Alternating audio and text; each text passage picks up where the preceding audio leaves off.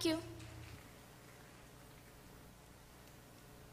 आणि यानंतर खरं तर हे अर्धवट झाल्यासारखं वाटलंय. अजून एखादं घेऊयात ना. हा घ्या चला. ढगांची वारा.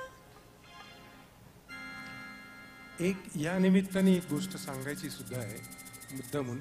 एक टिप.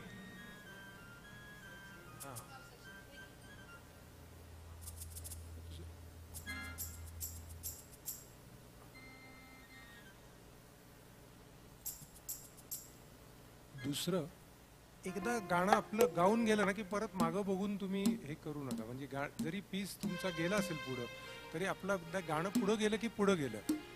मग मागं परत बघून जर ते अर्धवट होईल त्याच्यामुळे आणि ते गाणं आपलं खराब होतं. त्याच्यामुळे लक्षात ठेव, गाताना एकदा समजा जर पीस निघून गेला तर त्याच्याकडे दुर्लक्ष करून आपलं गाणं चालू ठेवायचं आणि कॉन्फिडेंटली जे आपलं आहे ते पूर्ण करायचं. ओके.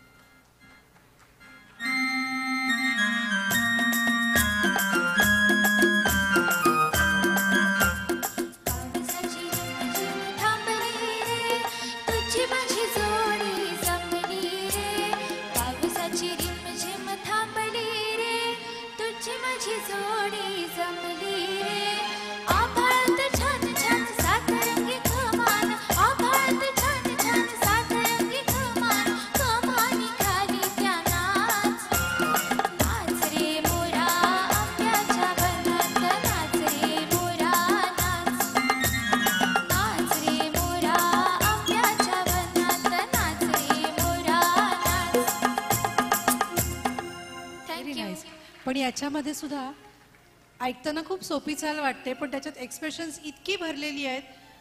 जर आपण शिकणार आहोत गाणं, आपल्याला गाणं म्हणायचं आहे, तर त्यातल्या बारकाव्यांसकट गाणं ऐकायला पाहिजे.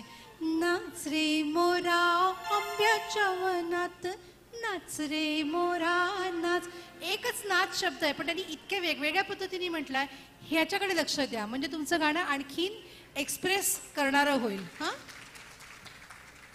या निमित्ताने एक आपल्याला शिकायला एक चान्स, संधी असते की जसा नुसता आवाज चांगला, इथं सगळ्यांचा आवाज खूप सुंदर आहे. आपण सगळ्यांकरता एकदा जोरदार टाळ्या वाजूयात. कारण का आवाज सगळ्यांचा चांगला आहे, परंतु सुराबरोबर तालाची समज, त्याच्यानंतर शब्दोच्चार सगळ्यात महत्त्वाचे. शब्दोच्चार ज्याचे चांगले आहेत त्याचं गाणं खुलतंच. तुम्ही शब्दोच्चार चांगले पाहिजेत आणि त्याच्यानंतर तुम्हाला रिदमचा एक सेन्स वेगळा डेव्हलप व्हायला पाहिजे आणि त्याच्यानंतर पूर्णपणे सादरीकरण.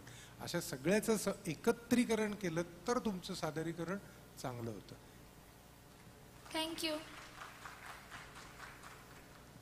अजिंक्य देशपांडे युवा आयडॉल या कॅटेगरीतले स्पर्धक यांना या मंचावर आमंत्रित करत आहोत. संगीतकार अजय अतुल यांच्या संगीताने संगीतबद्ध झालेल्या गीतांची कॅटेगरी आहे ही आणि या स्पर्धेच्या निमित्तानं